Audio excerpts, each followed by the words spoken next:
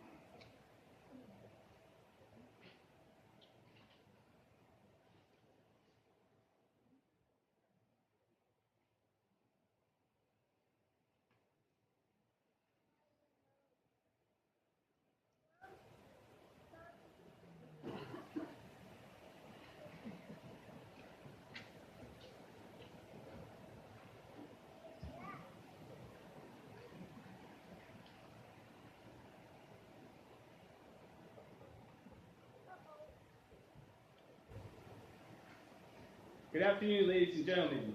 We welcome you to a special ceremony marking the retirement of Chief Master Sergeant Scott A. Williams. The presiding official for today's ceremony is Lieutenant Colonel David D. Vandenberg. Please stand for the arrival of the official party and remain standing for the presentation of the colors and the national anthem.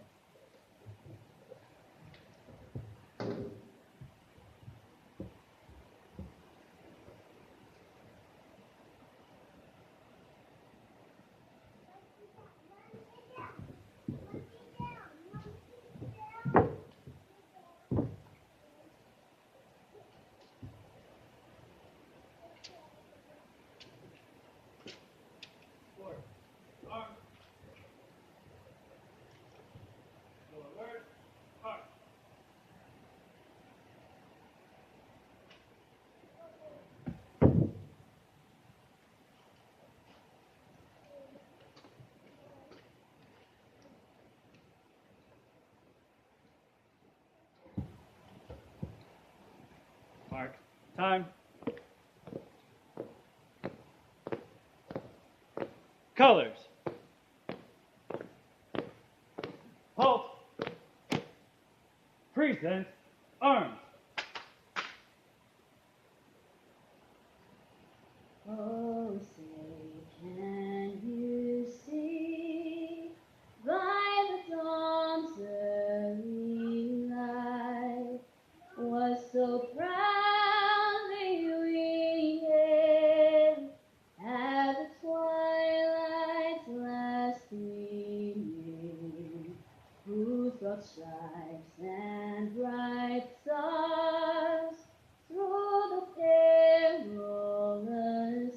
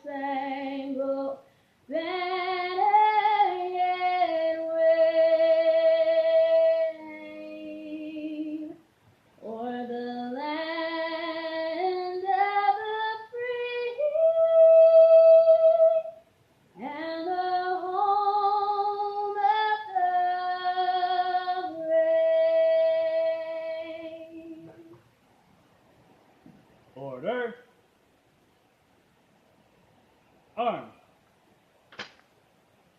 Colors. Colors turn. Heart.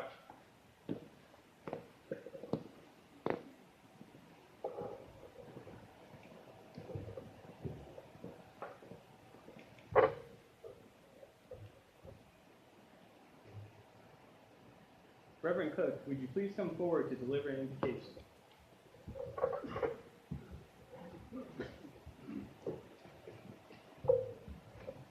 Let's pray together.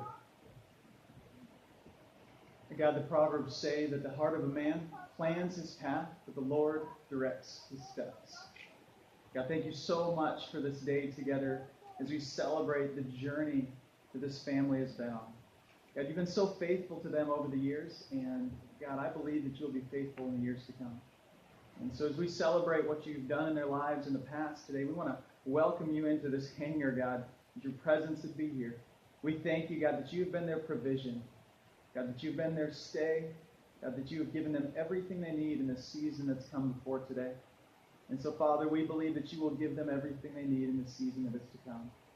Thank you, God, that you have blessed them with so many friendships over the years through much uncertainty. And we know this next season brings uncertainty with it as well.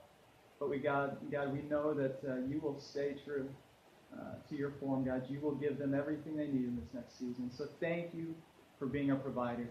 We pray that you would be here with us. In Jesus' name, amen.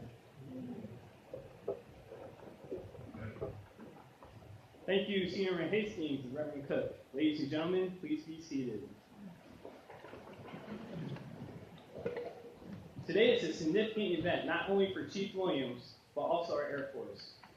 It's a celebration of a true warrior and his 30 years of dedicated and selfless service to our great nation. Service to our nation is an incredible journey, filled with tremendous sacrifice as he and his family traveled across the world. Throughout, Chief Williams has truly personified our Air Force core values while participating in several major conflicts and making significantly positive impacts on as many assigned units since 1987. Tammy has stood beside him the entire time, and we also celebrate her contributions as well. We are honored that many members of Chief Williams' family, including his wife Tammy, could be here to celebrate with us.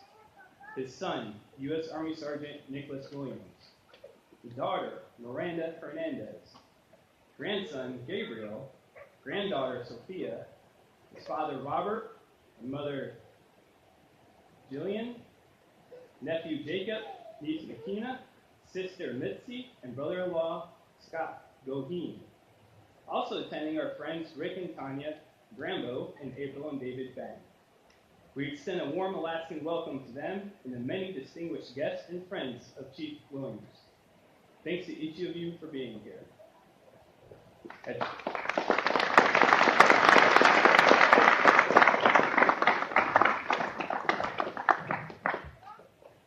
At this time, I'd like to introduce the presiding official for today's ceremony, Lieutenant Colonel Vanderberg.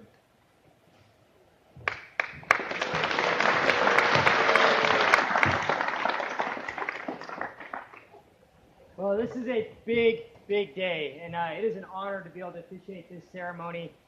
Chief Williams and I, of course, have served together this last 3 years, and I almost missed it, and I did not want to PCS out of here without being able to have the distinct pleasure of retiring Chief Williams. So we worked really hard to get the calendar aligned just right, so I'd be able to do this ceremony today and do it right.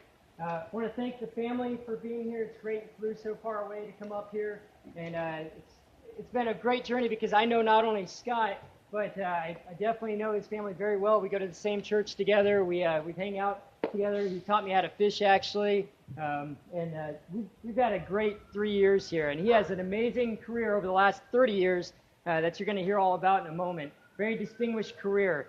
30 years, 8 assignments, and at least 7 deployments that I could count. There are probably some other ones in there I may not even know about. But he has seen and done a lot to contribute to our nation, our freedom, and our way of life that we enjoy as Americans. So first of all, I want to ask, 1987 was a long time ago when he signed up to serve our country. Easy. Who was not born, raise your hand, in 1987? Oh my goodness. All right, now you guys actually making me feel kind of old, to be honest. It's supposed to be making him feel old, but all right, that's a lot of folks. So Tammy has been with him ever since the beginning. High school sweethearts. She was the cheerleader. He was the wrestling guy. Both very athletic people, and he also raced cars. So I'm sure, though he looked a little different back in those days, probably only 140 pounds or less. What'd you weigh when you were wrestling? 126. Holy smokes. It's been a long time since we've been 126. So high school sweethearts, got married early, had Nick, and then he decided, I need two things. I need a purpose, and I need some money, because this is costing a lot, right, to be married and a new baby. So I went to the recruiter, signed up for the Air Force, and he absolutely got his purpose. Money, not so much. None of us sign up for the Air Force for money, right? But he got his purpose, and that's a lot more important. So, as usual, when we do retirement, I want to cover some things. When he joined the Air Force in 1987, some big events that were occurring at that time.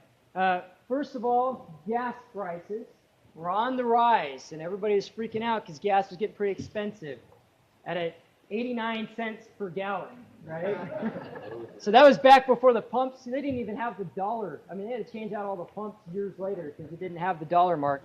President Reagan challenged President Gorbachev of Russia at the time to tear down the Berlin Wall. I honestly never thought I'd see that happen. Then a few years later, of course, the wall came down. Remember Colonel Oliver North and the Iran-Contra scandal? Yeah, that was happening during that time where we basically laundered money to Israel and they gave it over to Iran for arms. No smoking in all U.S. federal buildings. It's hard to believe that people could smoke in federal buildings before 1987. So that was a big change. Pete, you'll love this one. His favorite movie, I'm sure, Pee Wee Herman's Big Adventure came out there. How many times did you watch that, Pete? Oh, yeah, don't lie to me. Number one pop music, Madonna. Anyone want to guess what it was? Her song?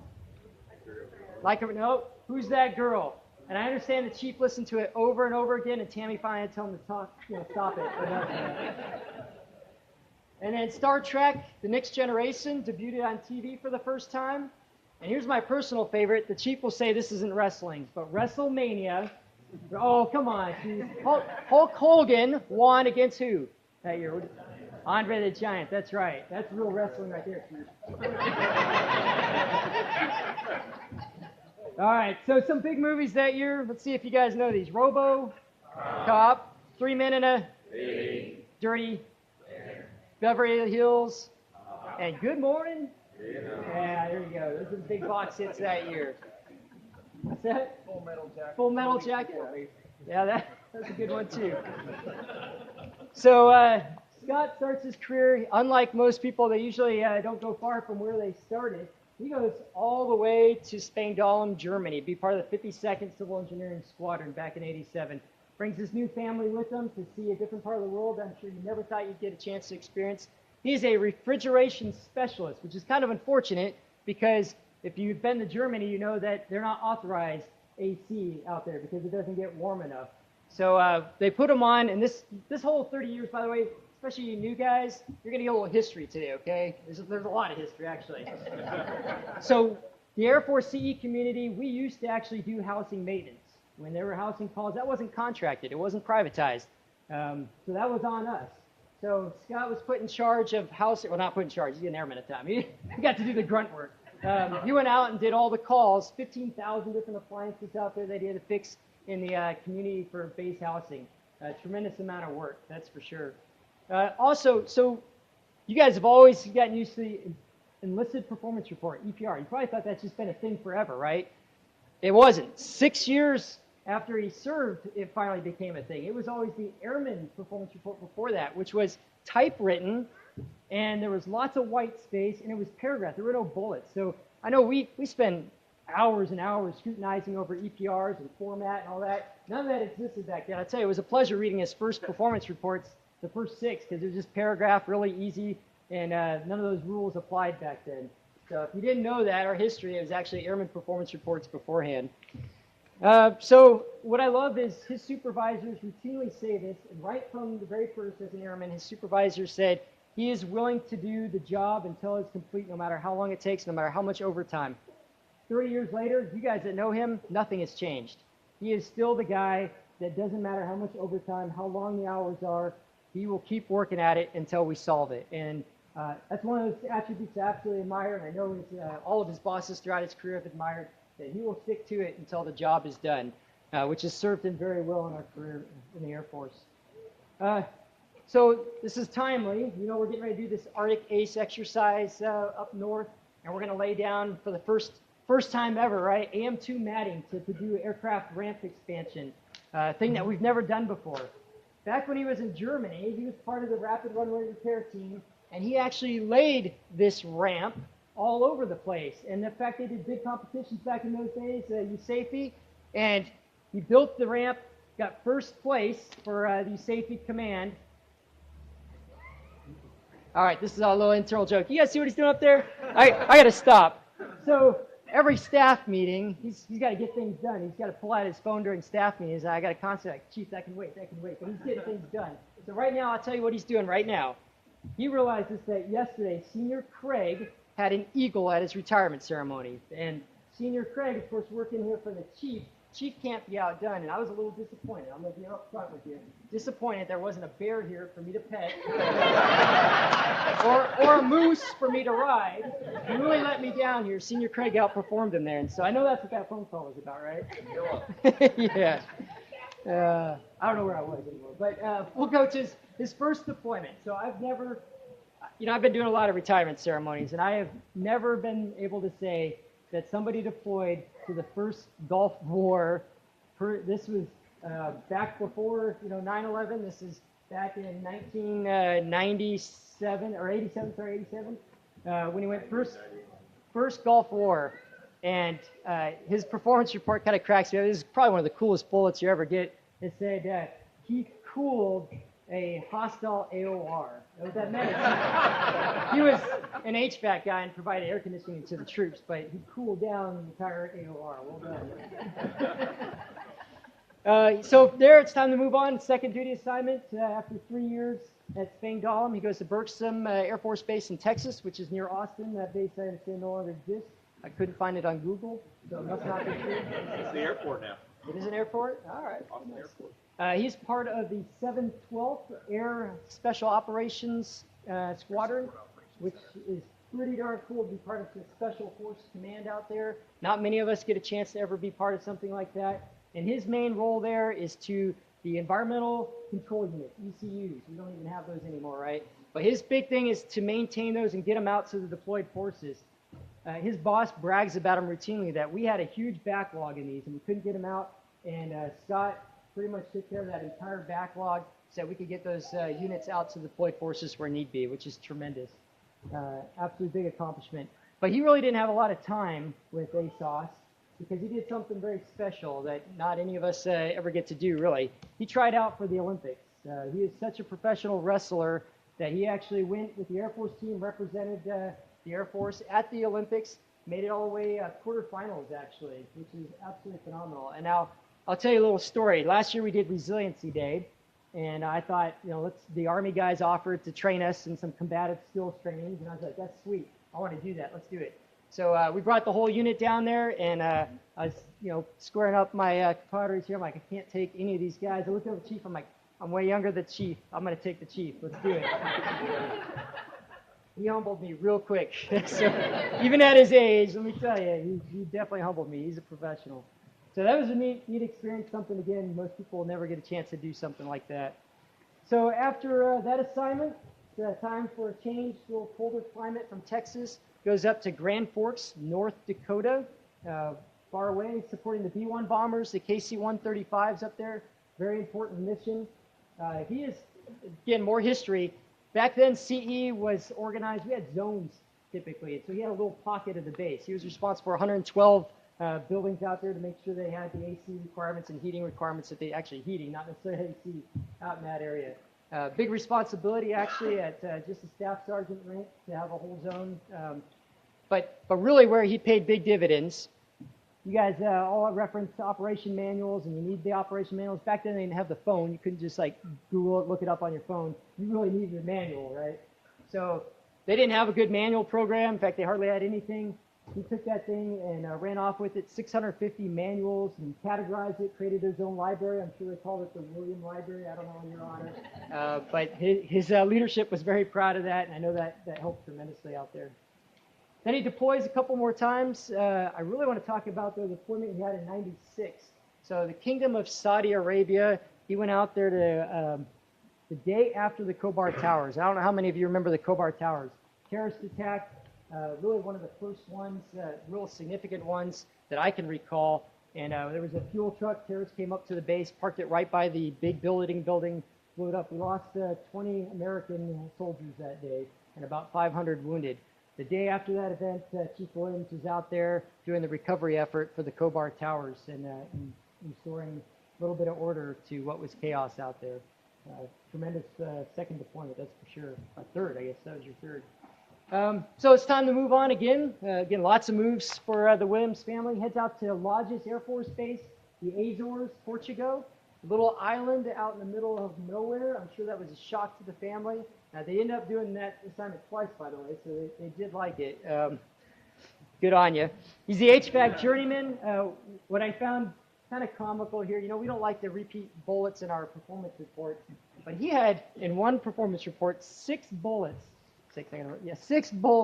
dedicated to the fact that he rescued the the refrigeration system for the commissary food and the bowling alley food. And I thought that was odd to contribute a whole 6 bullets to something about rescuing food. But it was, I guess it was like $10,000 worth of food. But more importantly, I got to remember it's a little rock island in the middle of nowhere. So getting food to that island is pretty significant. So the fact that he brought that chiller system back up and saved food was actually more impressive than I initially thought. It's hard, though, to dedicate a lot of time to work because he was the president of the scuba diving club out there, which was the priority, right? Yeah, lots of priorities. But he used that for good. He went out Earth Day and they cleaned up the coastline, 1,000 pounds of rubbish that they removed from the coast.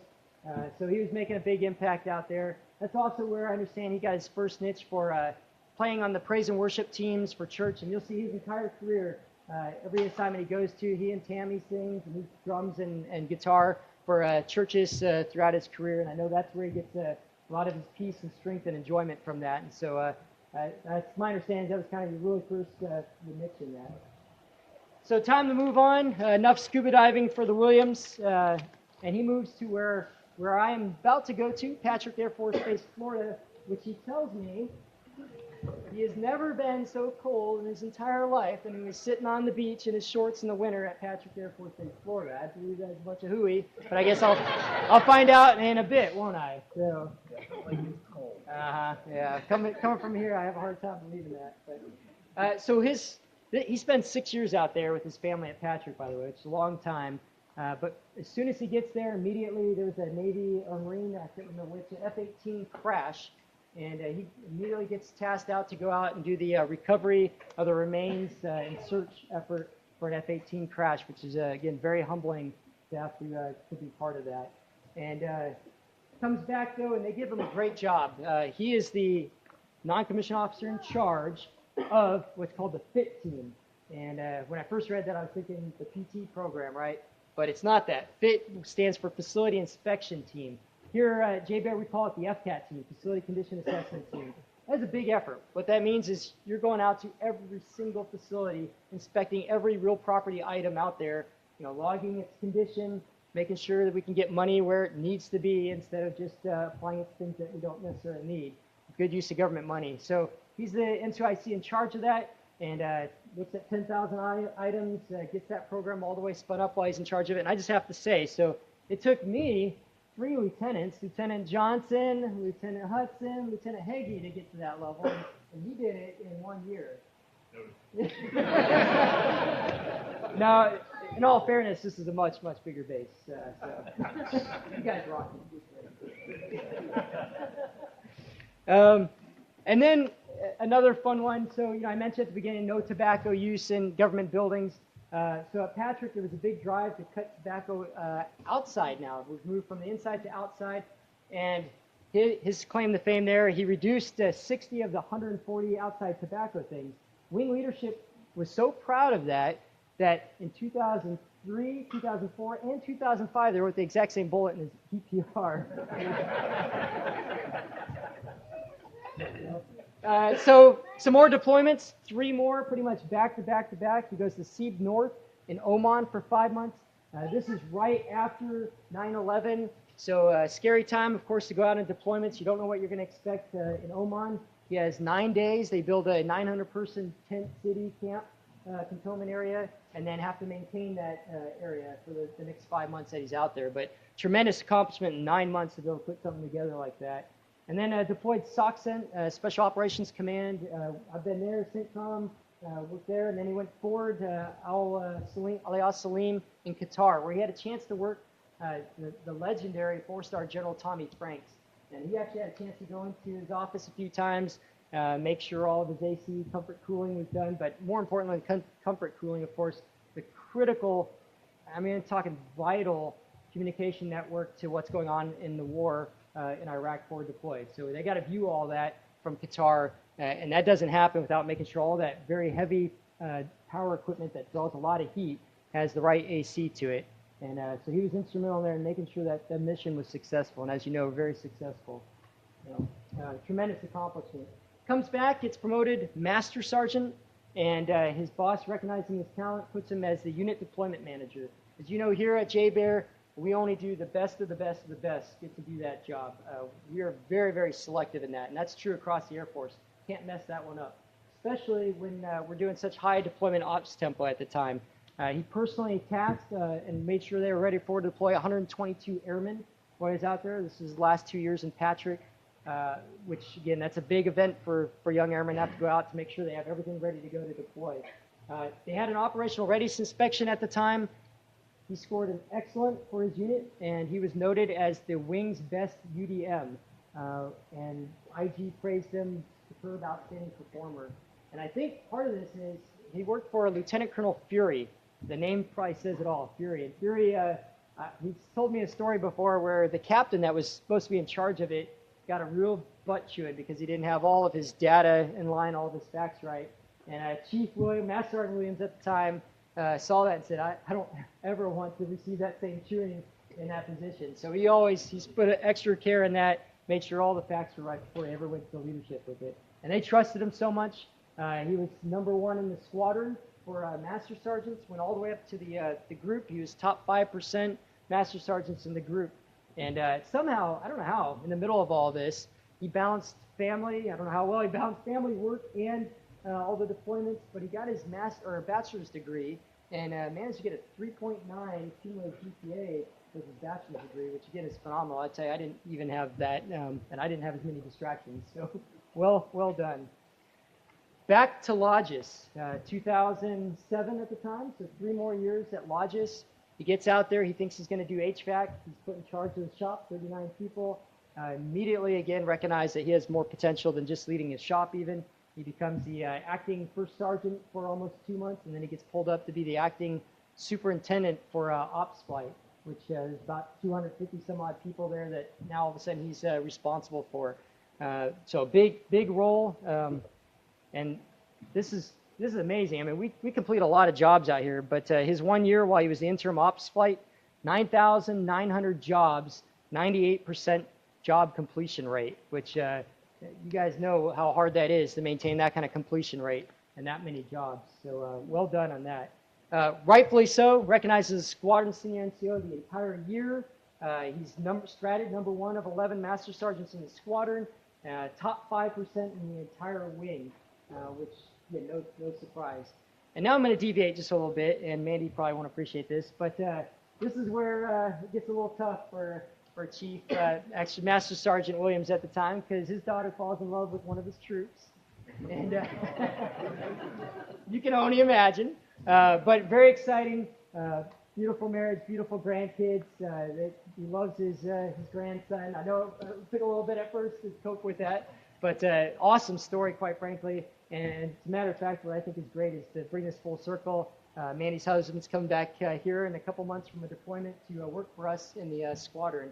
So the Williams name will continue in the 773rd Civil Engineering Department. Well, not Williams name, family. Very cool. And then in 2010, time to move yet again. This time, why not? Yeah, I can think of a million reasons why not. He claims it's the best assignment ever, other than Jay Bear. He loved it there. I don't know how you felt, Tammy. It's good. All right. Well, as long as the wife's happy, that's probably why he was happy. There's a lot of that Minot Mafia here. So. Is there? All right. I'll get beat up later for ditching it, but so he loves it, which is great. They are renowned for a lot of snow removal. They're our competitor here at J-Bear for the famous Balcham Post Award, which is being the best snow removal team in the entire Department of Defense. They won it there in 2011. He was the ops superintendent, so had a tremendous role in winning that award.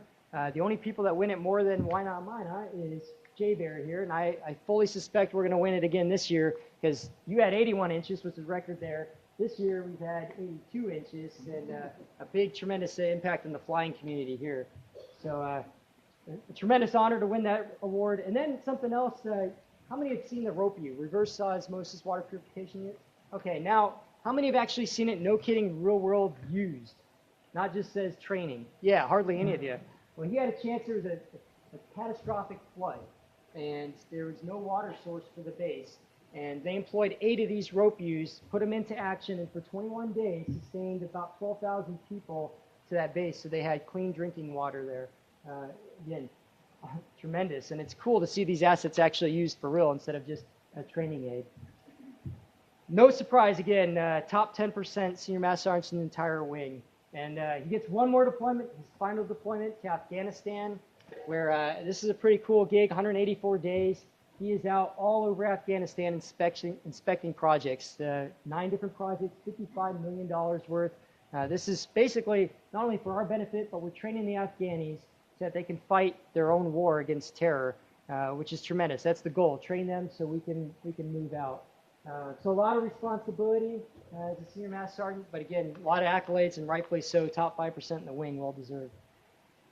And that leads us to where we're at today, 2013. He comes into the squadron just a few months ahead of me, and I have been so blessed. I can't tell you what a big impact and how important it is to have a great chief standing beside the commander, because I don't function on my own. I need that sound advice from very wise, godly counsel, and Chief Williams was that for me. So, when big decisions had to be made, I could make it, of course, on my own, and I could just charge out there, and I know you guys would follow me, which is super cool, but I don't do that. I usually seek the deputy, and, of course, most importantly here, my chief, come to him and say, how do you think we should proceed? Here's what I'm thinking. Is this right, wrong?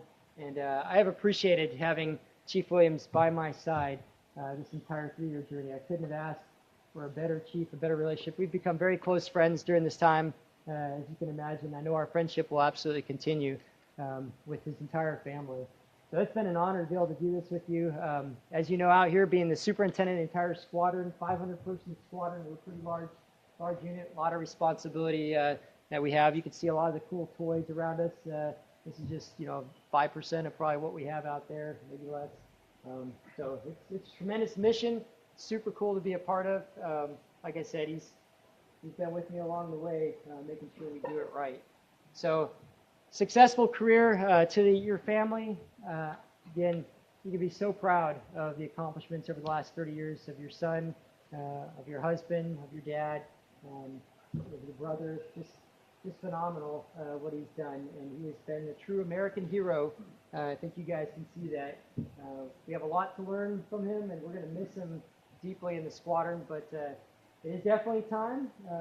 He has a sign on his door that said, "Inspire or Retire," and I promise you, he's not done inspiring, but unfortunately the military says 30 years you have to retire, but he will continue to inspire even in retirement, and I know he's going to do very well in whatever adventure lies next.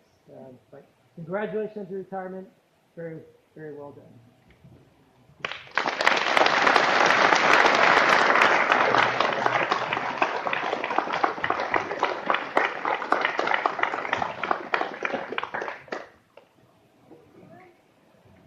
Please stand for the presentation of the Military Service Medal to Chief Williams to remain standing for the official retirement. Publish the order. Attention to orders. This is to certify that the President of the United States of America, authorized by Executive Order 16 January 1969, has awarded the Military Service Medal, 3rd Oak Leaf Cluster, to Chief Master Sergeant Scott A. Williams, for military service 17 January 2014 to 1 October 2017. Chief Master Sergeant Scott A. Williams distinguished himself in the performance of outstanding service to the United States as Superintendent, 773rd Civil Engineer Squadron, 673rd Civil Engineer Group, 673rd Air Base Wing, Joint Base Elmendorf, Richardson, Alaska. During this period, Chief Williams led 578 personnel to sustain Pacific Air Force's largest installation, supporting 3 wings, 1 brigade, and 2,200 facilities worth $12.4 billion. Additionally, Chief Williams was key in directing a $749,000 chemical, biological, radiological, nuclear, and explosive troop training project. He led 63 military across 9 career fields, providing a critical training facility for 5,200 airmen annually. Furthermore, he drove 2 interim service contracts that realigned in-house support for 1,300 facilities. His direction was vital to the maintenance of $3 billion in infrastructure on the Richardson side of the installation. Finally, he was crucial in serving Pacific Air Force's largest airfield, as his team completed $8 million in upgrades, syncing repair projects with airfield management and guaranteeing 46,000 on-time sorties. His efforts resulted in the unit selection as Pacific Air Force's best operations flight in the Wing's Air Force Outstanding Unit Awards in 2014 and 2015, and Pacific Air Force's Commander-in-Chief's Installation Excellence Award in 2016. This singularly distinctive accomplishment of Chief Williams culminate a long and distinguished career in the service of his country and reflect great credit upon himself and the United States Air Force.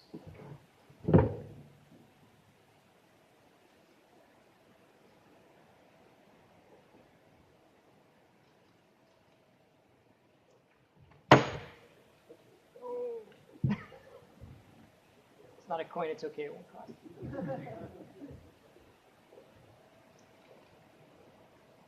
Don't move.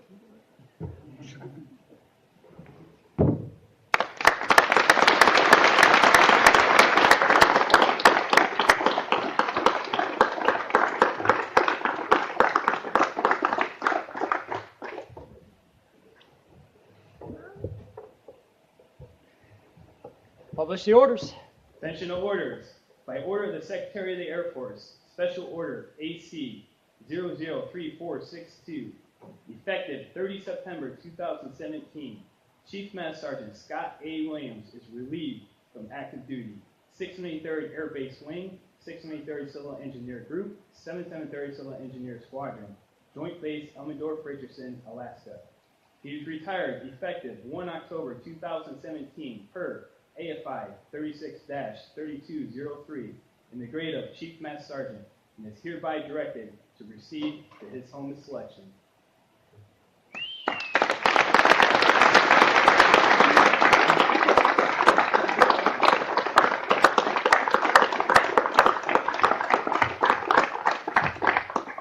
Ladies and gentlemen, please be seated. The certificate of retirement from the Armed Forces of the United States of America. To all who shall see these presents, greeting. This is to certify that Chief Master Sergeant Scott A. Williams, having served faithfully and honorably, is retired from the United States Air Force, effective 1 October 2017, after 30 years, 16 days of service to our country, by order of the Honorable Dave Goldfein, Chief of Staff.